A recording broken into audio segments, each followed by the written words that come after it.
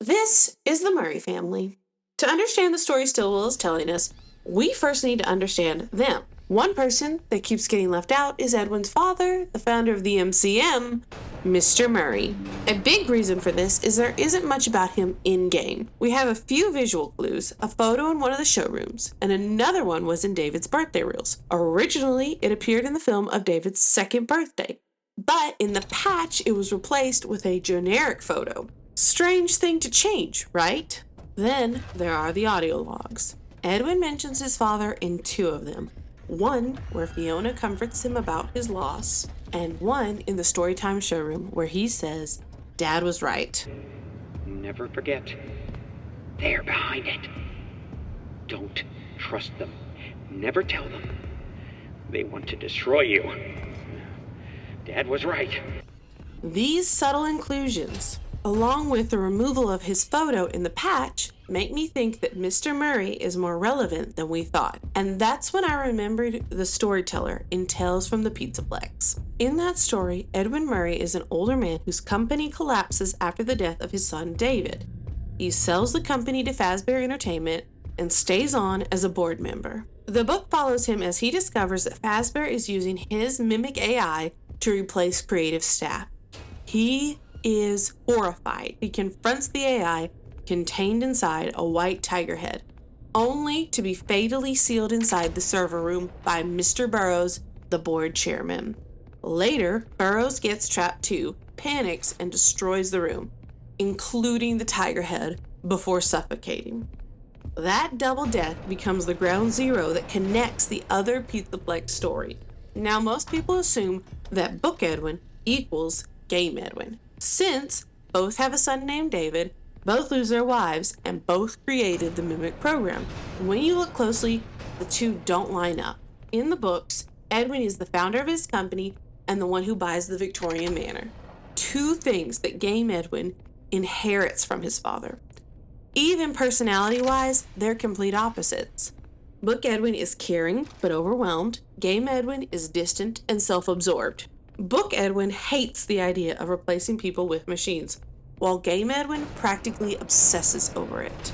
Their appearances don't match either. The book describes Edwin as short, with a mustache, twinkling blue eyes, and rosy cheeks. The in-game Edwin photos show he is clean-shaven and of average height. There is someone who does match the book's description of Edwin, Mr. Murray. He also matches Book Edwin's character. He's the actual founder of the MCM. He's the one who built the house. And if we assume the older mascots, Busy Bee, the Jester, and the White Tiger, were his designs, he was probably on the shorter side. Something else that matches Edwin from the books is Mr. Murray's death. Neither of them died from natural causes. In the audio logs, Fiona and Edwin talk of his passing like it was sudden, which suggests something unexpected happened.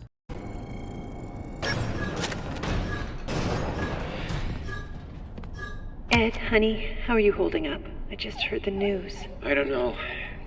This is all so much. He's gone. And that brings us to the elevators. Anyone who's played Secret of the Mimic knows, take the stairs whenever you can, because the elevators are death traps. Almost every elevator in the factory breaks down at some point, and the company even has pre-recorded instructions for when that happens. On top of that, Fiona is always making comments like, if you mess up and kill your fellow employees in a terrible elevator accident, it's not your fault. It's just one of life's speed bumps. Why the fixation? It's as if someone really did die because of an elevator failure. I think someone did. Mr. Murray. We know from a Mrs. Helpful message that before taking over the company, Edwin was responsible for repairing the elevators. Afterward, he specifically redesigned the repair system so that he wouldn't have to handle it directly anymore. That stupid elevator keeps acting up.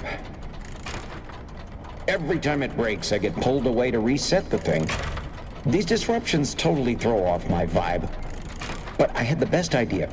Can you make a quick instructional tape telling staff how to fix it?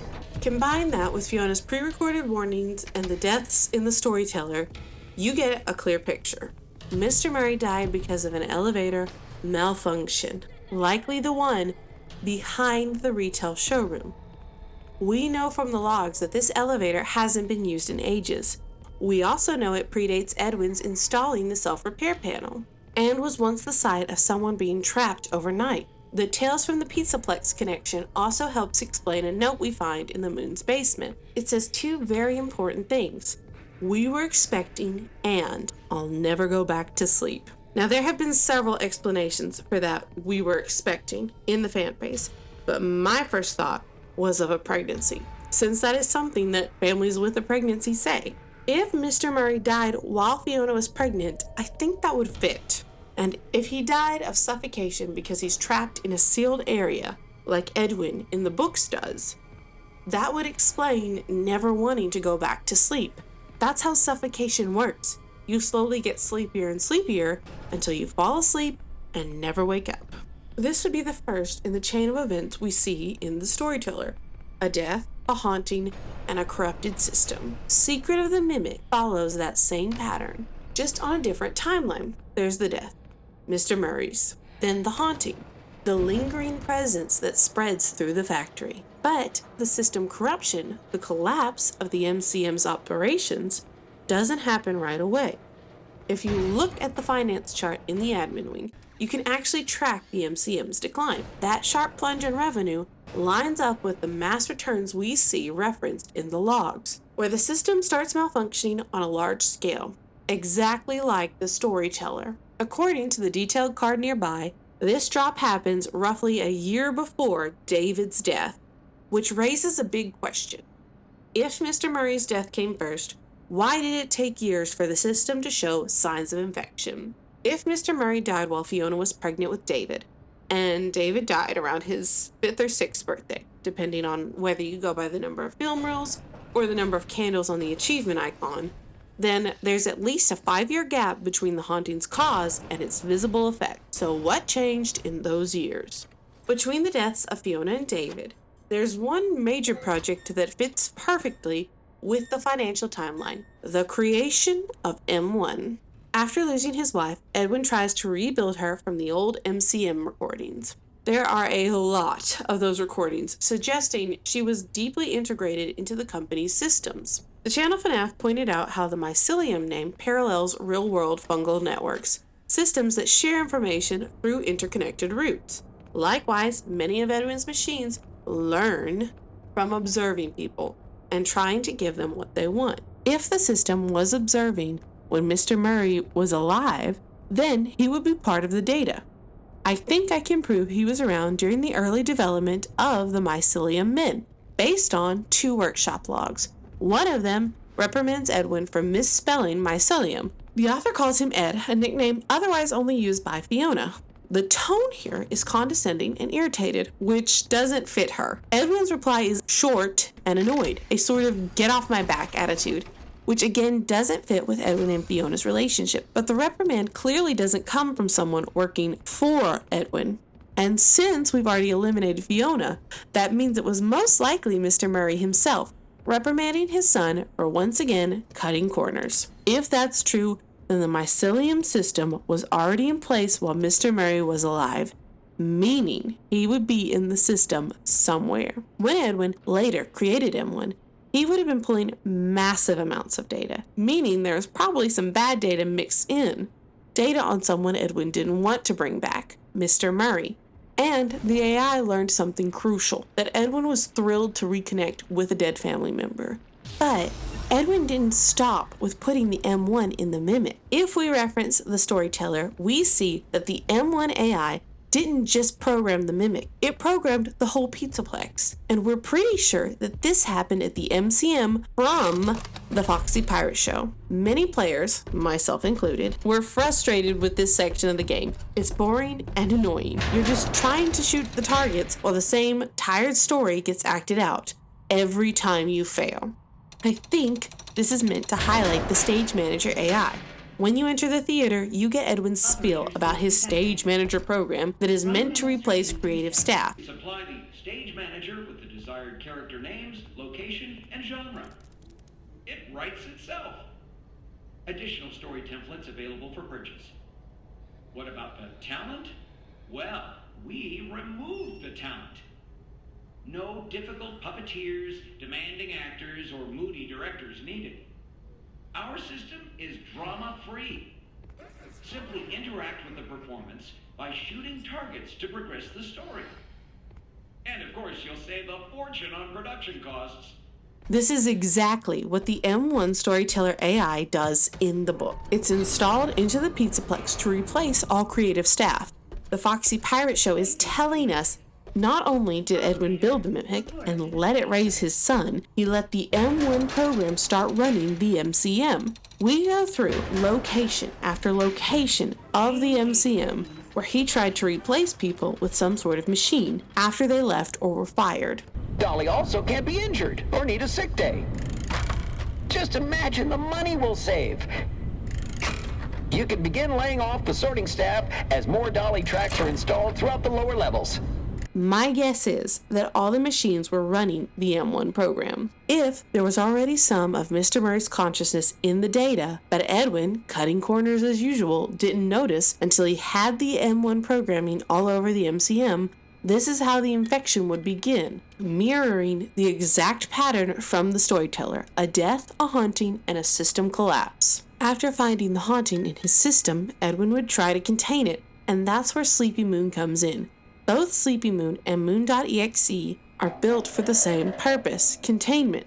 In Moon.exe, the program blocks you unless you can hide from it. The real Moon behaves the same way, even locking mannequins in cages in his basement. That tells me that Edwin created Sleepy Moon and Moon.exe as a physical and digital attempt to seal something or someone inside. We can guess from the audio logs that Edwin and his father, Mr. Murray, had a strained relationship. Edwin redirected the entire MCM after his father's death, suggesting he didn't want his father's influence anywhere near it. That brings us to the infamous audio log, the one where Edwin attacks the Mimic. Stop. You're not him. You're not. Stop sounding like him.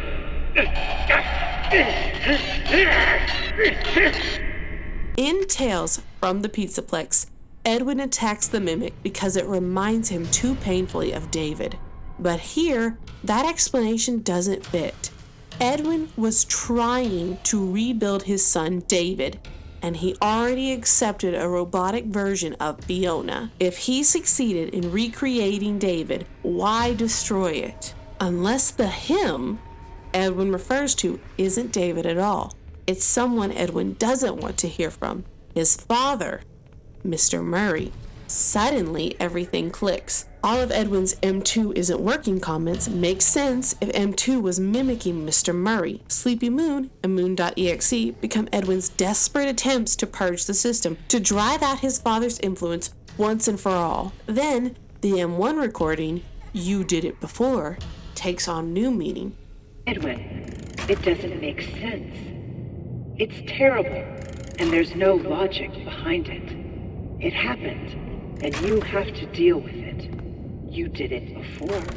Edwin's carelessness already got rid of his father once, and now M1 is begging him to get rid of him again to restore her child. There's also the note in the basement. The note is titled Memory Error Detail Report. Then it describes someone's experiences, ending with, "Please advise."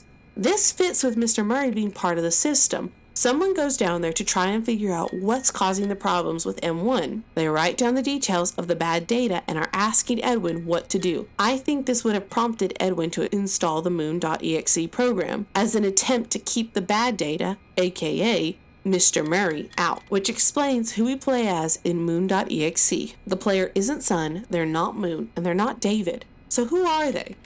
Mr. Murray, the glitch still haunting the code. Even the game's structure reinforces it. We collect 3 parts to reassemble the moon, and 3 boxes to open the closet in the final room. 3 pieces forming one whole. This gives us a chain of events. Mr. Murray dies because of Edwin's carelessness. He lingered in the system, and possibly in the basement. No one realized it until Edwin built M1. Edwin discovered him after installing the M1 program in the MCM. Then Edwin designed Sleepy Moon to stop the physical haunting and Moon.exe to purge the haunting in the data, but it didn't work. which is why Edwin attacked the mimic.